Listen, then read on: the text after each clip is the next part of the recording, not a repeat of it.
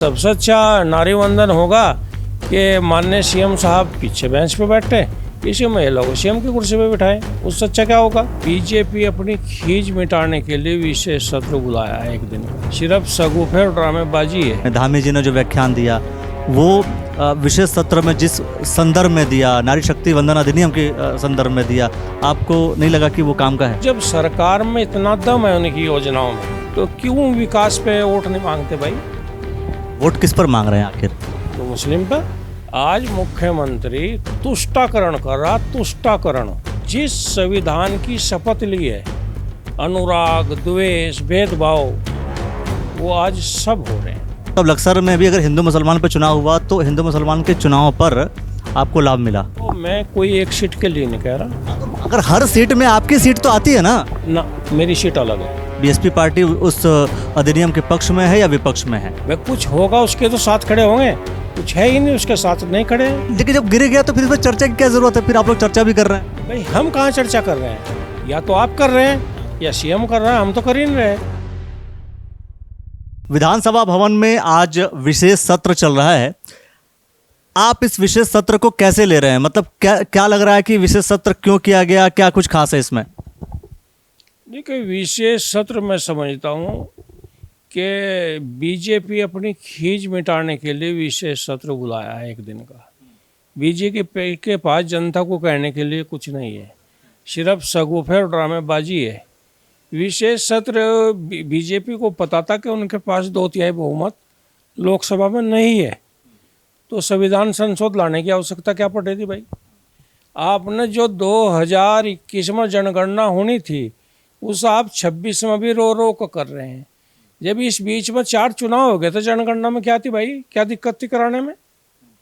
BJP जो कहती है वो करती नहीं, और जो करना चाहती है उसे कहती नहीं। एक पत्रकार पर कहलवा के कि भाई उत्तराखंड में 105 सीटें हो जाएंगी, लोकसभा की 8 हो जाएंगी, परिसीमन आ रहा है, चर्चा शुरू करा दी। ये कोई मसला नहीं। इससे पहले ना विपक्ष को विश्वास में लेना चाहिए था। सर्वदलीय मीटिंग होनी चाहिए थी। सब नेताओं को बुलाते, जो लोकसभा में थे उन्हें भी बुलाते, जो लोकसभा में नहीं थे उन्हें भी बुलाते, तब ये न करना चाहिए था। इस आज के पूरे व्याख्यान में धामी जी ने जो व्याख्यान दिया वो विशेष सत्र में जिस संदर्भ में दिया, नारी शक्ति वंदन अधिनियम के संदर्भ में दिया, आपको नहीं लगा कि वो काम का है? नहीं, ये तो घिसी पीटी बातें हैं। लखपत दीदी बैंक से लोन दिवा दिया, वह बेचारी किस्त भर रही है। उज्ज्वला योजना, गैस सिलेंडर बहुत पुरानी हो गई है, आज गैस नहीं मिल रहा है।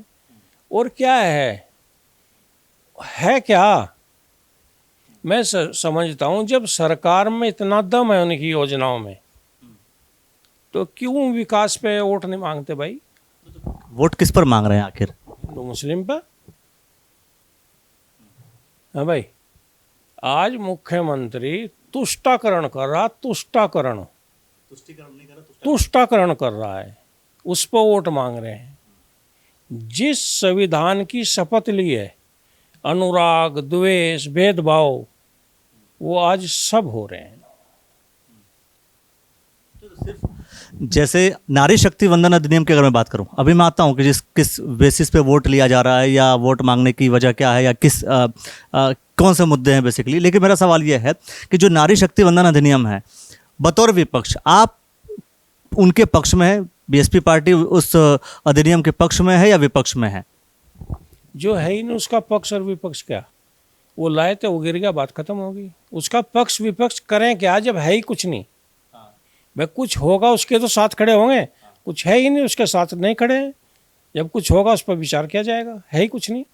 फिर भी आपकी देखिए वो ठीक है, नहीं है, गिर गया, कहानी खत्म हो गई। लेकिन जब गिर गया तो फिर इस पर चर्चा की क्या जरूरत है? फिर आप लोग चर्चा भी कर रहे हैं। भाई हम कहाँ चर्चा कर रहे हैं? या तो आप कर रहे हैं या सीएम कर रहा है, हम तो कर ही नहीं रहे। हम तो कर ही नहीं रहे चर्चा। विशेष सत्र में सभी लोग आमंत्रित हैं, सभी लोग चर्चा तो करने आए हैं ना। विधायक हम आए हैं, जब बोलने का नंबर आएगा 2-4 बात हम कहेंगे जो हमें अच्छी लगती है, जो लगता है कि ये होना चाहिए वो हम कहेंगे। बाकी तो कुछ है नहीं।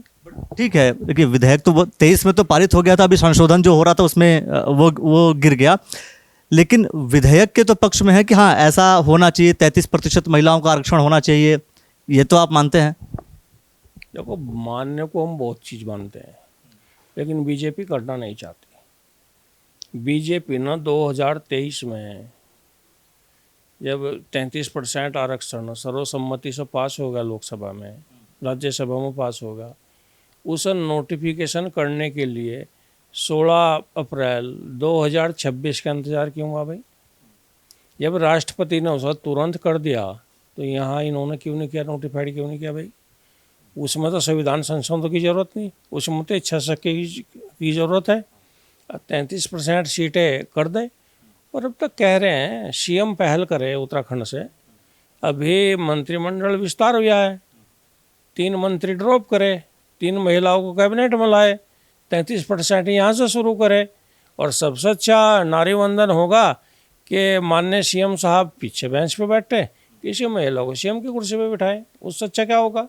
वो क्यों नहीं कर रहे हैं? विधानसभा अध्यक्ष तो आज के समय महिला है ना यहाँ पे। भाई मुझे पता है, रोज मेरे सामने बैठती हैं, अध्यक्ष आसन है, मुझे पता है। लेकिन जो पावर मुख्यमंत्री को है वो अध्यक्ष को तो नहीं है, तो क्यों नहीं बना रहे मुख्यमंत्री? अभी थोड़ी देर पहले आप ये कह रहे थे कि चुनाव हो रहे हैं, सिर्फ हिंदू मुसलमान पे चुनाव हो रहे हैं, तो क्या आप ये मानते हैं कि लक्सर में भी चुनाव हिंदू मुसलमान पर हुआ? सारी दुनिया में हो रहे, पूरे भारत में हो रहे। बीजेपी का यही प्रोपेगेंडा हो रहा है क्या? मतलब लक्सर में भी अगर हिंदू मुसलमान पर चुनाव हुआ तो हिंदू मुसलमान के चुनाव पर आपको लाभ मिला? नहीं नहीं, ये आप दूसरी तरफ खींच रहे हैं। मैं तो क्लियर कर, मैं तो उसी एंगल पे आ रहा हूँ। आप कह रहे हैं भाई हिंदू मुसलमान का चुनाव हो रहा था और लक्सर में मैं लड़ा और मैं जीत गया। नारी वंदन पर बात कर रहे हैं, उसी पर हैं। चुनाव पर ना आप जाए, चुनाव पर ना जाए। मैं सबका विधायक हूँ, मैं 1.25 लाख वोटों का विधायक हूँ और सबके काम कर रहा हूँ। और मुझे विश्वास है इन सगुफों से उठकर सब मुझे वोट देंगे। वो तो ठीक है, लेकिन आप ये भी तो कह रहे हैं साथ में कि सरकार, भाजपा सरकार, धामी सरकार, ये हिंदू मुसलमान पर चुनाव लड़ रहे हैं। वो मैं कोई एक सीट के लिए नहीं कह रहा हाँ, तो अगर हर सीट में आपकी सीट तो आती है ना, मेरी सीट अलग है। 70 विधानसभाओं में आपकी एक विधानसभा नहीं है। पूरे देश में, पूरे प्रदेश में 24 घंटे यही काम है सीएम धामी को, और काम नहीं, और कोई काम ही नहीं है।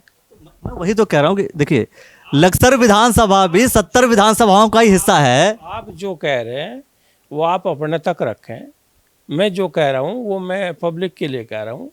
मैं सबका विधायक हूँ, मैं किसी एक कौम का, एक धर्म का विधायक नहीं। लेकिन कहीं ना कहीं इसी मुद्दे की राजनीति में कभी किसी को फायदा होता है, किसी को नुकसान होता है।